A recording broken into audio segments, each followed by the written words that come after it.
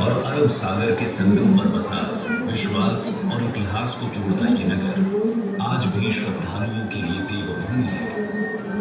भारत के पश्चिमी तट पर लगभग 6,500 स्क्वायर किलोमीटर तक फैले गुजरात में सौराष्ट्र जिले की तरफ जब बढ़ते हैं तो दूर से ही आसमान को चीरकर सनातन धर्म का बखान करती धर्म ध्वजा ये संदेश देती हुई दिखती है कि यहाँ से साक्षात मोक्ष का पवित्र धाम शुरू होता है।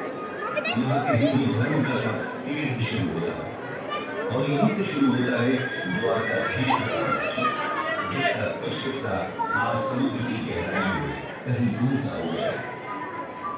आज हम आपको श्री कृष्ण के द्वारका शहर के गुरु के विषय में बताने जा रहे हैं, जो अद्भुत है, अकल्पनीय है, अविश्वसनीय है, जिसे स्वयं श्री कृष्ण ने बसाया, जहाँ पर वो अपनी प्रजा के साथ रहते थे, जहाँ उनका राजपाट था।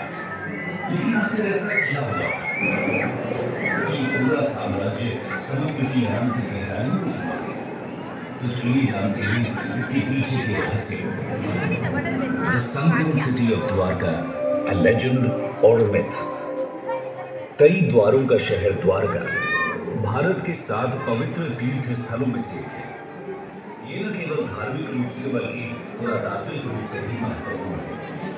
गुजरात राज्य में सौराष्ट्र प्रायद्वीप के पश्चिमी सिरे पर स्थित द्वारका 4 धामों में से एक और यात्रा के लिए सप्तपुरी शहर यानी 7 पवित्र शहरों में से एक के रूप में जाना जाता है। हालांकि द्वारका की पौराणिक और ऐतिहासिक पृष्ठभूमि रहस्य जुड़ी हुई है। इसकी पौराणिक पृष्ठभूमि को देखें तो हम पाएंगे कि भगवान विष्णु के 8वें अवतार कृष्ण ने इसे बचाया है। श्रीमद् भागवत के पवित्र ग्रंथ के अनुसार कृष्ण का जन्म मथुरा की जेल में हुआ था, लेकिन उनके पिता वासुदेव उनकी सुरक्षा को देखते हुए उन्हें गोकुल ले गए, जहाँ उनका पालन पोषण हुआ, जहाँ वो गोपियों और राधा के साथ रासलीला रचाते बड़े हुए। वहीं पर उन्होंने अपनी मामा और मथुरा के क्रूर राजा कंस का वध किया। कंस के ससुर जरासंध के 18 बार मथुरा पर आक्रमण करने के कारण वो सारी प्रजा को लेकर पश्चिम की ओर निकल गए, जहाँ पर भगवान श्री कृष्ण ने एक द्वीप शहर स्थापित करने का निर्णय किया। पौराणिक ग्रंथों की माने तो श्री कृष्ण ने द्वारका बसाने के लिए समुद्र देवता से जमीन और महान आर्किटेक्चर विश्वकर्मा से द्वारका का निर्माण करवाया। विशाल दीवारों से घिरी ये नगरी वास्तुकला की बेहतरीन मिसाल थी। धन दौलत से समृद्ध इस नगर के दरवाजे सोने के थे।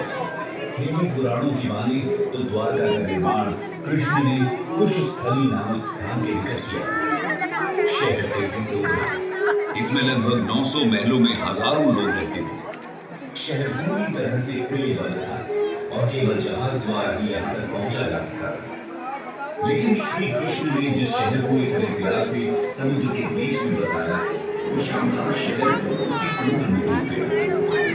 द्वारका का ये खोया हुआ शहर आज दुनिया भर में चर्चा का विषय बन गया है। लेकिन सवाल अभी भी वही है कि ये डूबा कैसे? दोस्तों, द्वारका नगरी के डूबने के पीछे कई तरह की कहानियां और मिथक फैले हुए हैं। महाभारत के अनुसार श्री कृष्ण पांडवों की तरफ से महाभारत के युद्ध में शामिल हुए थे और इस युद्ध में पांडवों की जीत हुई थी और कौरवों की हार।